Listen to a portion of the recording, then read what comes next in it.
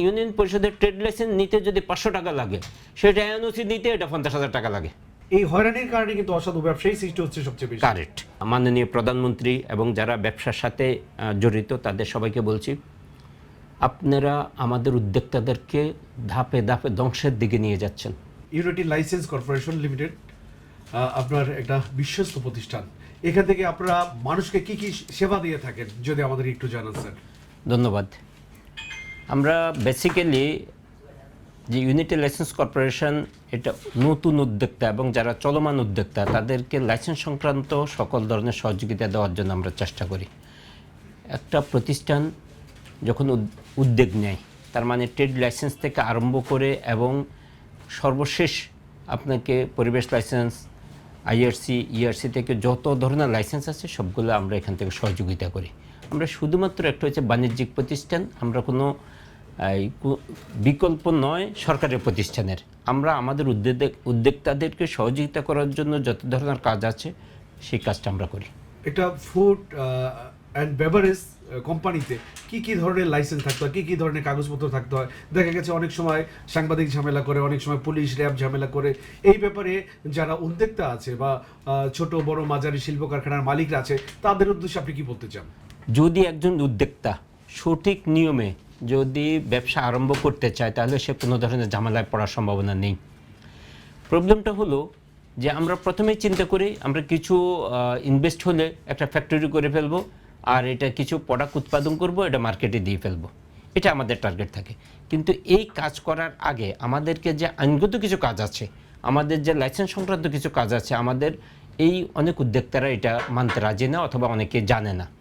এই কারণে এদের সমস্যায় পড়ে। এখন যারাই আমাদেরকে বিএসটি সংক্রান্ত ব্যাপারে, ভোক্তা অধিকার সংক্রান্ত অথবা নিরাপদ খাদ্য অধিদপ্তর যে ঝামেলা করে বা যেই ধরনের আমাদের সাথে সহযোগিতা করে, আবার অনেক সময় দেখা যাচ্ছে আমাদের কিছু প্রবলেম সৃষ্টি হয়, এটার জন্য মূলত আমি বলবো যে আমাদের উদ্যোক্তাদের সচেতনতার অভাব।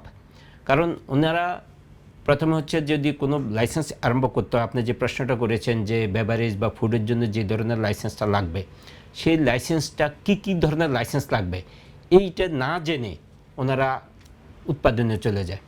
এখন বিএসটি যদি করতে হয়, তাহলে বিএসটিতে স্বাভাবিকভাবে একটা ট্রেড লাইসেন্স লাগবে, একটা ট্রেডমার্ক লাগবে, এবং ট্রেডমার্কের উপরে বললাম একটা ট্রেডমার্কের একটা ব্র্যান্ডের উপরে না হলো 50 জন লোক আবেদন করেছে, সে আবেদন দিয়ে তারা উৎপাদনে যাচ্ছে, তাহলে দেখা যাচ্ছে কারোগ্য একই ব্র্যান্ডের উপর একাধিক ব্যক্তি উৎপাদনে যাচ্ছে, তাহলে এটা একটা সমস্যা হচ্ছে। এরপরে বিএসটি এর জন্য প্রয়োজন হয়েছে প্রিমিসেস লাইসেন্স, স্যানিটেশন লাইসেন্স, এবং এটা হচ্ছে স্বাভাবিক। এর বাহিরে অনেকগুলো লাইসেন্স আছে, যেমন কিছু কিছু প্রোডাক্ট আছে যে প্রোডাক্টগুলোর জন্য ল্যাবটা বাধ্যতামূলক, সেটা হচ্ছে আপনার জেনারেল ল্যাব। আবার কিছু কিছু প্রোডাক্ট আছে যে ল্যাবটা হচ্ছে মাইক্রো ল্যাব বাধ্যতামূলক। অর্থাৎ যদি কোনো বেভারেজ পণ্য উৎপাদন করে, তাহলে এটাকে কোয়ালিটি এনশিওর করার জন্য একটা মাইক্রো ল্যাবের প্রয়োজন। তো এখন আমরা আমাদের মধ্যে অনেকেই উদ্যোক্তারা আছে, এটা অনেক বেভারেজ পণ্য উৎপাদন করে, কিন্তু কোনো ধরনের কোনো ল্যাব ফ্যাসিলিটিস নেই। নতুন যারা আছে তারা জানেই না ল্যাবটা কি। আর ল্যাব ছাড়া এখানে যে আপনি একটা প্রোডাক্ট তৈরি করবেন, সেখানে জিনিসটা কত কম বেশি হচ্ছে, একটা শিশু খাদ্য তৈরি করতে গেলে সেখানে সমস্ত কিছু পারফেক্ট হতে হয়। সেই ব্যাপারে আপনি কিছু বলতে চাচ্ছেন? হ্যাঁ, আসলে আমরা যখনই যে পণ্যটাই উৎপাদন করি না কেন, সেই পণ্যটা মানসম্মত কিনা এটা প্রত্যেক ডিপার্টমেন্টে দেখে। আপনি যদি দেখেন বিএসটি প্রথমে মানসম্মত কিনা সেটাই লক্ষ্য করে, এবং সেটার উপরে ওদের বিভিন্ন ধরনের লাইসেন্স আছে। বিএসটির বিভিন্ন ধরনের লাইসেন্স আছে, এটা হচ্ছে যে সিএম লাইসেন্স আছে, মোড়কজাতকারী লাইসেন্স আছে। সিএম লাইসেন্সের মধ্যে ওদের পণ্যটা সঠিক কিনা, মানসম্মত কিনা এটা যাচাই করে। তো এই প্রোডাক্টটা যাচাই করার জন্য যদি কোনো উদ্যোক্তা নিজেরই কোনো ব্যবস্থা না থাকে, তাহলে সে কীভাবে একটা ভালো মানের প্রোডাক্ট উৎপাদন করবে? এগো একটা। আমরা যদি আরেকটা ডিপার্টমেন্টের কথা লক্ষ্য করি, সেটা হলো যে ভোক্তা অধিকার। ভোক্তা অধিকারের মধ্যে দেখা যাচ্ছে যে ভোক্তাদেরকে আমরা যাদের জন্য এই পণ্যটা উৎপাদন করি সেটা ভোক্তাদের জন্য। তো ভোক্তাদের যদি আমরা প্রতারিত করি, আমরা বললাম যে এই 1 লিটার তেল দিব, সেখানের মধ্যে আমরা যদি এখানে 900 মিলি তেল দেই, আমরা যদি যে কোনো পণ্যের মধ্যে থেকে বললাম যে আপনার 1 কেজি মিষ্টি দিব, সেখানের মধ্যে 900 গ্রাম দেই, এই ধরনের ভোক্তা প্রতারিত হয় বিধায় ভোক্তা অধিকার এটার উপর যথেষ্ট পরিমাণ গুরুত্ব দিয়েছে। এর বাহিরে ভোক্তারাদের শুধু এটা দেখে নেই, বক্তারাদেরকে দেখে যে আপনার যেখানে উৎপাদন করবেন এটা মানসম্মত কিনা, তার পরিবেশটা মানসম্মত কিনা, আপনার যে প্রোডাক্টটা নিয়ে কথা বলছেন সেটা আদৌ সেই প্রোডাক্ট উৎপাদন করছেন কিনা, এবং আপনি আপনার ফ্যাক্টরিতে বলছেন যে একটা ব্র্যান্ড নিয়ে আপনি একজনের পণ্য উৎপাদন করেন কিন্তু করতেছেন আরেকজনের পণ্য। আপনাকে যেই বিএসটিআই অনুমতি দিয়েছে আপনার ব্র্যান্ডে আপনার পণ্য উৎপাদন করার জন্য, এখন আপনি ওই ফ্যাক্টরিতে যদি বাংলাদেশের সবার পণ্যটা উৎপাদন করা আরম্ভ করে দেন তাহলে তো এটা সঠিক হবে না। আমি প্রথমে আপনাকে বলবো যে ফায়ার লাইসেন্সের ব্যাপারে যেমন আমাদের উদ্যোক্তাদের কিছু উদাসীনতা আছে, আবার সেক্ষেত্রে বলবো এটাতে এত বেশি ক্রিটিক্যাল করে ফেলছে যে এটাকে আসলে ছোটোখাটো উদ্যোক্তাদেরকে এটা মেনটেন করাটা খুব কঠিন। আপনার হঠাৎ করে ফায়ার লাইসেন্সের একটা এখন এমন অবস্থা করে ফেলছে যে এত ক্রিটিক্যাল করে ফেলছে, এটা লাইসেন্স ফি অনেক গুণ বেশি করে দিয়েছে, আবার এটাকে নেওয়াটাও খুব ক্রিটিক্যাল করে দিয়েছে। অর্থাৎ স্বাভাবিকভাবেই যদি কোনো ধরনের ব্যক্তিগত পর্যায়ে কোনো লেনদেন না থাকে এই ধরনের লাইসেন্স পাওয়াটা খুব কঠিন। এটাকে কিভাবে সহজ করলে যারা নতুন শিল্প উদ্যোক্তা রয়েছে তাদের জন্য সুবিধা হয়, এই সরকারের যেই কর্মকর্তারা আছে তারা যদি এটাকে একটু সহজ করে দেয়, বা সরকারি দপ্তরে যারা আছে তাদের উদ্দেশ্যে যদি আপনি কিছু বলেন। যারা সরকারি এই লাইসেন্সের সাথে জড়িত আমি তাদের কথা বলবো, অনেকেই অনেকভাবে হয়তো যারাই এই লাইসেন্সগুলোকে নীতি নির্ধারণ করেছেন আমি তাদের ব্যাপারে শ্রদ্ধার সহিত কথা বলবো, অনেক সময় না বুঝে অনেক এই লাইসেন্সের ব্যাপারে ওনারা কাজ করেছেন। আমি যদি ট্রেড লাইসেন্সের কথা বলি, ট্রেড লাইসেন্সের মধ্যে একই ট্রেড লাইসেন্সে লেখা আছে বিপণনের জন্য 5,000 টাকা, আবার মার্কেটিংয়ের জন্য 3,000 টাকা। তার মানে মার্কেটিং এবং বিপণনের মধ্যে পার্থক্য কি জানি না, দুটো ধরনের ইয়ে আছে। আপনার এই ধরনের অনেক ইয়েটা আছে।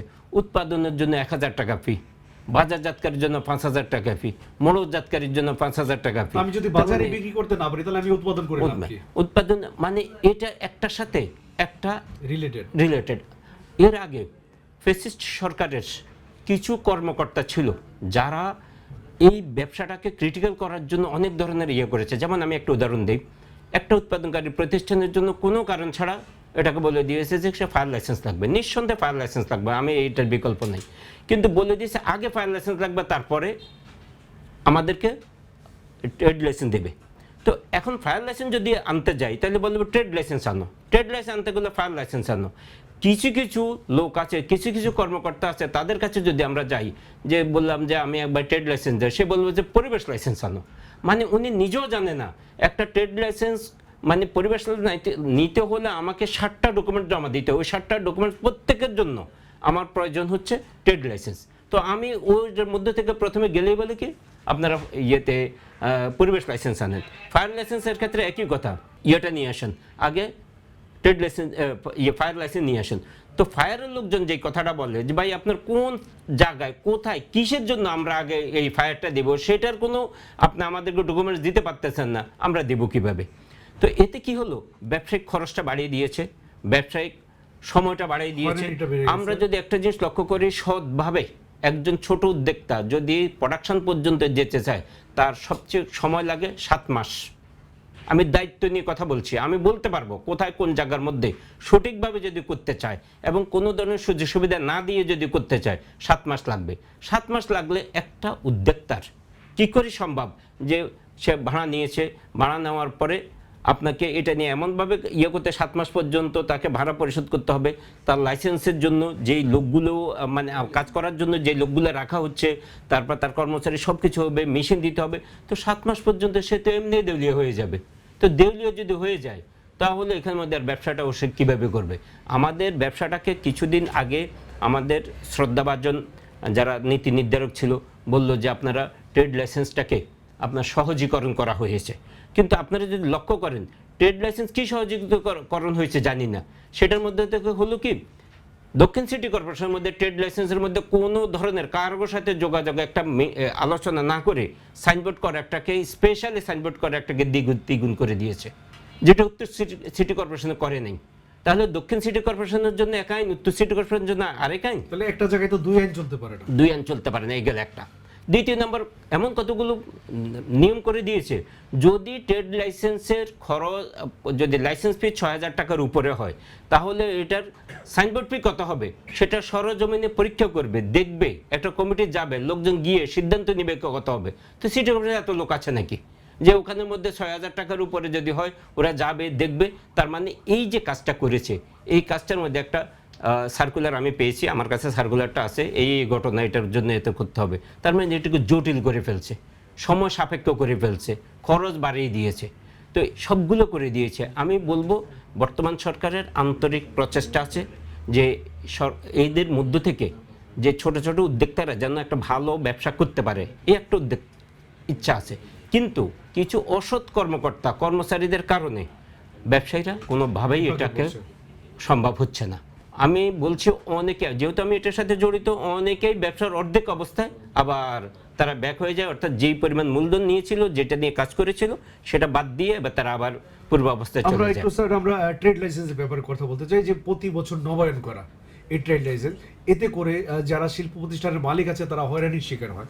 সরকার যদি এটার ফিটাকে বাড়িয়ে দিয়ে 5 বছর করে বা 10 বছর করে, তাহলে যারা ব্যবসায়ী আছে তারা কিন্তু স্বাচ্ছন্দ্যে ব্যবসা করতে পারে, সরকারকে ভ্যাট ট্যাক্স দিয়ে করতে পারে।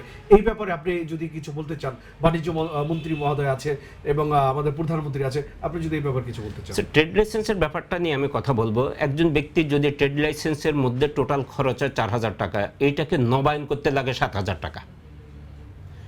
আর একটু যদি আমি বলতে চাই, আমাদের ট্রেড লাইসেন্সের মধ্যে খরচ আছে, এটা নবায়ন ফি বা লাইসেন্স ফি, তারপরে ব্যাট, এখানের মধ্যে সাইনবোর্ড কর, সব ধরনের করার পরে, সব ট্যাক্স দেওয়ার পরে আবার লিখে দিয়েছি কি অন্যান্য একটা ফি। আমি যত লোককে জিজ্ঞাসা করছি অন্যান্য ফিটা কি, কোনো সিটি কর্পোরেশন কর্মকর্তা সঠিক বলতে পারেনি অন্যান্য ফিটা কি। এটা দেখা যায় ফোন কোম্পানির মতো হয়ে গেছে। হ্যাঁ, আচ্ছা, একটা বইয়ের জন্য 270 টাকা করে নেয়। বই এটা বন্ধ হয়েছে আজ থেকে বহুত বছর আগে, এরপরেও বইয়ের জন্য আমাদের এখন ট্রেড লাইসেন্স, আমাদের কোনো বই নেই, কিছু নাই, তারপরে ওই বই এটাতে যুগ যুগ ধরে বই ফি 270 টাকা টানতেছে, অন্যান্য ফি 5,000 টাকা টানতেছে। যদি 5 বছর 7 বছর যদি নেয়, অন্যান্য অনেক লাইসেন্স আছে, বিএসটিআই লাইসেন্স আছে, সেটা হচ্ছে 3 বছরের জন্য। তারপরে পরিবেশের কিছু কিছু লাইসেন্স আছে 5 বছর 2 বছরের জন্য। এটা সঠিক, এটা একবারই সঠিকভাবে হয়েছে। আরও কিছু লাইসেন্স অন দ্য প্রসেসে আছে, এগুলো 3 বছরের বা 2 বছর বা 1 বছরের জন্য হয়। কিন্তু আপনাকে ট্রেড লাইসেন্সের ক্ষেত্রে যদি ফিটা বাড়িয়ে দেয়, তাহলে 5 বছর যে সরকার আছে তার পরবর্তী 5 বছর সরকার আসি, এটা বর্তমান যেভাবে দক্ষিণ সিটি কর্পোরেশনের প্রবলেমের কারণে আমাদেরকে উপরে একটা চাপ বাড়াই দিয়েছে, সাইনবোর্ড কর বলে একটা ট্যাক্সটা বাড়িয়ে দিয়েছে। তো পরবর্তী সময় ওরা বলবে কি, আপনারা 10 বছর বা 5 বছরের জন্য নিয়েছেন, বাদ দেন, এখন আবার এটাকে এইভাবে নিতে হবে, আগরগুলো সব বাদ দিন। মাননীয় প্রধানমন্ত্রী এবং যারা ব্যবসার সাথে জড়িত তাদের সবাইকে বলছি, আপনারা আমাদের উদ্যোক্তাদেরকে ধাপে ধাপে ধ্বংসের দিকে নিয়ে যাচ্ছেন। সঠিকভাবে একটা ব্যবসা আরম্ভ করতে গেলে যত সময় লাগে একজন ব্যবসায়ীর পক্ষে এটা সম্ভব নয়। তার মানে 7, 8, 9, 10, 11 মাস পর্যন্ত লাগে। শুধুমাত্র একটা বিস্ফোরক লাইসেন্স নিতে সময় লাগে 8 থেকে 9 মাস। তো ব্যবসাতে লাইসেন্সের মেয়াদ হলো 1 বছর, আপনাকে যদি লাইসেন্স নিতেই যদি 9 মাস চলে যায়, তাহলে কিভাবে সম্ভব? আপনার কথা ফাঁকে আমি আসলে বলতে চাই, এই হয়রানির কারণে কিন্তু অসাধু ব্যবসায়ী সৃষ্টি হচ্ছে সবচেয়ে বেশি। কারেক্ট। যদি এই উদ্যোক্তাদের সহ যদি যে কোনো কমিটি গঠন করা হয়, তাহলে আমরা মনে করি যে এটাকে সমাধান করা যায়। আমি ছোট্ট একটা উদাহরণ দিয়ে বলবো, নারায়ণগঞ্জ সিটি কর্পোরেশনের থেকে যদি কোনো ধরনের কোনো মানে ট্রেড লাইসেন্স গ্রহণ করা হয়, এটা সিস্টেম এবং এটার যা অবস্থা বাংলাদেশের কোনো সিটি কর্পোরেশনে এরকম নেই। এখন ওখানের মধ্যে কাদেরকে দিয়ে যে নীতিমালা বানিয়েছে আমরা জানি না। সব জায়গায় তো একই নীতিমালা থাকে, একই নীতিমালা থাকা প্রয়োজন ছিল। বাংলাদেশের বাইরে না। ইউনিয়ন পরিষদের লাইসেন্স নেই, সেটা আমরা আগে মনে করতাম এটা খুব সহজ, কিন্তু এটা আরও ক্রিটিক্যাল করে ফেলছে এখন। সেটা হলো ইউনিয়ন পরিষদের ট্রেড লাইসেন্স নিতে যদি 500 টাকা লাগে, সেটা এনওসি নিতে এটা 50,000 টাকা লাগে। আমরা দেখাইছি, সরকারকে দেখাইছি, কর্তৃপক্ষকে দেখিয়েছি যে আমরা 500 বা 1,000 টাকা দিয়ে আমরা ট্রেড লাইসেন্স দিচ্ছি সহজীকরণ, কিন্তু ওই ব্যক্তি যখনই তার এনওসি নিতে যায়, এনওসি কেন নেবে? ব্যবসা করতে হলে এনওসি লাগে। এনওসি মানে একটা পরিবেশের মধ্যে বা যে কোনো ইয়ের মধ্যে থেকে যদি আমরা জমা দিই, এনওসি লাগবে। তো এটা যদি আমার থেকে 500 টাকা নেয়, ওটা আমার থেকে 20 গুণ 50 গুণ বেশি টাকা নিচ্ছে। এটা কিন্তু আমাদের দায়িত্ববান ব্যক্তিরা এটার প্রতি কোনো দৃষ্টি দেয় না। সরকারকে ব্যবসায়ী বান্ধব হতে হবে। ব্যবসায়ী বান্ধব না হলে যারা ছোটখাটো মাঝারি শিল্প প্রতিষ্ঠান আছে তাদেরকে বাঁচাতে হবে। আমি তাদেরকে এই ব্যাপারে বাঁচাতে গেলে আপনার সাথে কথা অবশ্যই, বলতে সহযোগিতা চেয়েছিলাম করতে হবে। যে আমরা আসলে ক্রমান্বয়ে ধাপে ধাপে যদি এখন নীতি নির্ধারক যারা আছেন তারা শুধুমাত্র যদি এয়ারপোর্টে একটা চেক করে দেখে যে কি পরিমাণ লোক শুধু চায়না যায় এবং আসে, কি পরিমাণ মাল চায়না থেকে আসে, একটা কলা পাতা আম পাতা থেকে আরম্ভ করে সব কিছু এখন চায়না থেকে আসে। কারণ আমরা যদি কোনোভাবে একটা ফ্যাক্টরি করতে যাই তাহলে পরিবেশ অধিদপ্তরের চাপে তার প্রয়োজন হলো কি সে আমাদেরকে পরিবেশের ক্ষতি করে কিনা, ওই পরিবেশ অধিদপ্তরে দেখবে আমাদের কলকারখানা লাইসেন্স আছে কিনা। এই সব কিছু একটার সাথে একটা ইনভলভমেন্ট করে এমন অবস্থা করে ফেলছে, একটা আমি খুব কঠিনভাবে আপনাদেরকে বলছি, একটা কলকারখানা লাইসেন্সের ফি হচ্ছে 500 টাকা এবং ব্যাট হচ্ছে 15%। সেই একটা কলকারখানার লাইসেন্স নিতে কোনো জায়গায় 20,000, 50,000, 70,000 টাকা পর্যন্ত যায় 500 টাকার একটা লাইসেন্স নিতে। সেটা আমি দায়িত্ব নিয়ে বলছি। যদি কোনো কর্তৃপক্ষ কেউ যদি আমার সাথে এই ব্যাপারে কথা বলতে চায়, আমি সম্পূর্ণরূপে সহযোগিতা করব। আমি তথ্য দিয়ে এটার অ্যাকুরেট তথ্য দিয়ে আমি সহযোগিতা করতে প্রস্তুত। এই জন্য দিন দিন আমরা অন্যের উপরে নির্ভরশীল হয়ে যাচ্ছি। যেমন আমরা বিদেশ থেকে এগুলো যদি আমরা না এনে আমরা যদি এখান থেকেই তৈরি করতে পারতাম তাহলে আমাদের খরচ কম হতো, আমাদের দেশের যারা শিক্ষিত ছেলেমেয়েরা আছে তারা চাকরি পেত, প্রতিষ্ঠানগুলো বেঁচে থাকতো। এই ব্যাপারে সরকারকে আরো সহযোগিতা করেন। একটা প্রতিষ্ঠান, যে কোনো একটা প্রতিষ্ঠান, সময় সংক্ষেপের জন্য আমি সহজভাবে বলছি, যে কোনো একটা প্রতিষ্ঠানের জন্য যেখানে সরকারকে আমরা ট্যাক্স বা লাইসেন্স ফি প্রদান করি সব মিলিয়ে 80,000 টাকা, সেক্ষেত্রে আমাদের 6 থেকে 7 লাখ টাকা আলাদা খরচ পড়ে। আমরা চায়নামুখী হয়ে যাচ্ছি। আমরা বিভিন্ন বিদেশ থেকে আনার জন্য আমরা আমাদের ওইদিকে খুব গুরুত্ব দিচ্ছি, কারণ ওখানের মধ্যে থেকে আনার পরে আমাদের এত হেসেল নেই, এত ঝামেলা নেই, এত কিছু নেই। কিন্তু যারা উদ্যোক্তা আছে, যারা নতুন বা ছোট উদ্যোক্তা, তারা বুঝতে পারবে যে আসলে ব্যবসাটা কী জিনিস। আমাদের অনেক ডিপার্টমেন্টের এখন অনেক ব্যক্তি ওনারাও ব্যবসায়ী, ওনারা ঠিক বুঝতে পারবে যে ওনারা জানে যে কোথায় কোথায় আমাদের এই সমস্যা হচ্ছে। আমি সরকার এবং বর্তমান প্রধানমন্ত্রী এবং ব্যবসা বান্ধব বিভিন্ন মন্ত্রণালয়কে অনুরোধ করব, আপনারা ছোট উদ্যোক্তাদেরকে বাঁচান, তাহলে দেশ খুব দ্রুত উন্নয়নের দিকে যাবে। আমাদের দেশের মধ্যে ক্রাইমগুলো কমে যাবে, আমাদের দেশের বেকার সমস্যার সমাধান হবে, মেধা বাইরে যাবে না। সব কিছু মিলিয়ে আমরা আসলে একটা স্বনির্ভর বাংলাদেশ হব। যারা নতুন শিল্প উদ্যোক্তা রয়েছে তাদেরকে কিভাবে সহযোগিতা করেন এবং তাদের উদ্দেশ্যে যদি আপনার কিছু বলার থাকে? আমি ইউনিটি লাইসেন্স কর্পোরেশন থেকে যে বলবো, আমি শুধুমাত্র ব্যবসায়িকভাবে চিন্তা ভাবনা করছি না, ব্যবসাটা আমার একটা অংশ। আমি যে কোনো ব্যক্তি যে কোনোভাবে আমাকে সহযোগিতা চাইবে, আমি সবসময় কোনো ধরনের কোনো আর্থিক ছাড়া আমি সহযোগিতা করতে প্রস্তুত।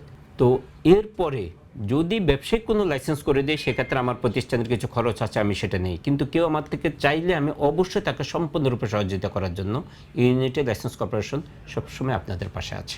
আগামীর বাংলাদেশ অনুষ্ঠানের পক্ষ থেকে আপনাকে অনেক অনেক ধন্যবাদ। এগিয়ে যাক ইউনিটি লাইসেন্স কর্পোরেশন। ধন্যবাদ আপনাকে, যারা শুনছেন, যারা এতক্ষণ পর্যন্ত আমার কথাগুলো শুনছেন, সবাইকে আমি ধন্যবাদ। দর্শক, আপনারা এতক্ষণ দেখছেন আগামীর বাংলাদেশ অনুষ্ঠান। তবে যাবার আগে আমরা সবসময় একটি কথা বলি, 21-এর আগে স্মার্টফোন নয়, আমার সোনার বাংলা আমরাই করবো। শিশুদের হাতে মোবাইল দিবেন না, সবসময় শিশুদেরকে চোখে চোখে রাখুন। সবার আগে আমাদের এই দেশ, দেশের মানুষ। দেশকে ভালোবাসুন, দেশের মানুষকে ভালোবাসুন, নিজে ভালো থাকুন, অন্যকে ভালো রাখুন। আল্লাহ হাফেজ।